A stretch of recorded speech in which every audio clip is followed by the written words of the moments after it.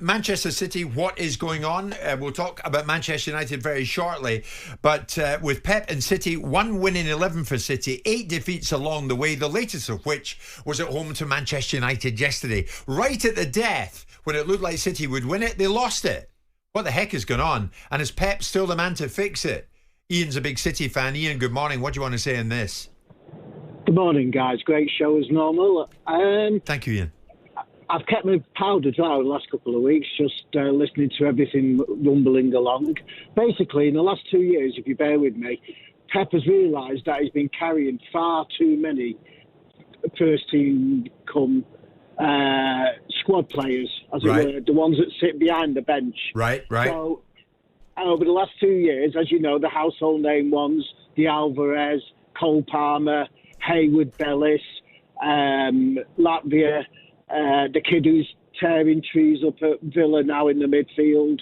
The list goes on of the ones that he's just slowly plucked away. He didn't envisage at the beginning of this season that 8, possibly up to 8 of his first team players that he'd be relying on out of his squad of 20 or so, which would be injured all at the same time. So the lads he looks for behind the so-called substitutes bench, he's cleared out, and he was bringing in the academy players. Well, they're not ready to jump straight into the first team. So concurring, as he's looking at now, is having to wear out the old guard that possibly, as Simon alluded to earlier, the old guard is having to play them in probably the 5th season on the run, where he could have had this move on of the new guard. Right. He's moved them on. So Ian, one before you go, how does he fix it? How's he fix it? I'm not going to use the R word because everybody uses the R word in the last 2 weeks, and I'm getting a bit fed up hearing that. He should have gone into the market a bit heavily. He knew Alvarez was going, 80 million. We didn't invest in that. And all these other names, so up to £200 million. I think there was about 9-10 players off the top of my head that he got rid of. He should have invested a bit more in another centre midfielder, another backup striker. He should have brought in 3 players. He didn't. He trusted the old guard to do one more season, and it fell apart. I think he's going to go into the window in January and look for possibly 1-2 midfielders, as everybody's saying. We need legs in the midfield, but he needs people that are going to hit the ground running. Ian, just before you go, you sound like an experienced long-term City fan. Can you believe what's happened? We're a City fan, Jim. It always happens. We're always looking into the jaws of defeat at every game. So we're not worried. If you've been there for over 30 years, watching them putting up a temporary stand at Macclesfield Town to play a league game, we're quite calm about what's going on. Okay. Ian, I like your call. I like your call. Thank you very much indeed. Phil's a Derby fan who wants his say on Pep. So Phil, no offence, but what's a Derby fan wanting to say on Pep about? Well, because you've had a lot of bad managers of recent, here's another one. Personally, I think you need to be criticising Guardiola a lot more. And there are some comparisons, and the reason why I'm saying that. You look at the stick that, number one, the Southampton manager's got, who lost his job yesterday, but also the Spurs manager as well, who's been under huge amount of pressure by supporters and also people, pundits, about their not being able to adapt and change to different situations, having a plan B. Well, that is Man City. They've only got one style of playing football. They can't adapt. You would have thought, maybe after not winning 3 or 4 games, we know we're leaking goals. Let's shore up our defence, play a different kind of way. He hasn't shown any of that at all. But I hear a lot of people, I've heard Simon say it as well, and criticise the Spurs manager particularly for only having a plan A, and that is attack. I can't see what the problem is, what the difference is with Guardiola. In fact, he's worse. Well, first of all, you haven't heard me criticise Postecoglou. You've heard me criticise Russell Martin and Vincent Kompany. And here's the difference between Vincent Kompany and Russell Martin and Pep Guardiola. Pep Guardiola's got a proof of concept. He's been successful in this division by having a plan A, and then if his plan A isn't working very well, getting a better version of plan A. When we're comparing it to Russell Martin or to other teams who have no proof of concept, who have no success under a methodology in the division that they're playing in, then that's the reasons why I suggest they should change. Pep Guardiola has a blueprint, a track record, has been successful.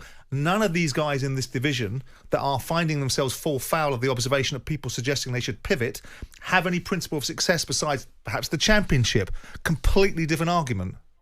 Can I counter that, if that's possible, Please? So what I would also say is, but what Southampton and Spurs haven't had is huge amounts of money to spend. We've seen what's happened with Man City in the past.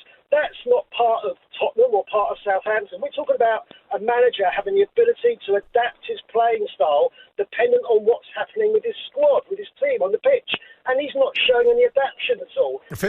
Phil, you've got a point there, Phil, has he not? I mean, he has a point. Neither Southampton or others are in a position to have the luxury to trigger the release clause to get Jack Grealish for 100 million plus. They have a point, and then hardly play him. And the Postecoglou argument is more salient. But no one is asking Southampton to compete at the top end of the table. They're asking them to stay in the division by whatever methodology they can deploy. True. So fourth and bottom will do. Thank you very much. Yeah. Whereas Manchester City's expectations are to win the league. If Pep Guardiola departs now, can you imagine if Pep Guardiola changed his philosophy? And I take his point, I take the caller's point, and suddenly started to bank up. People would go, "What's going on here? You had no real belief in your systems. You might have shown that you can adapt, but you're a coward. You're backing away from the principles that you said you'd never change from."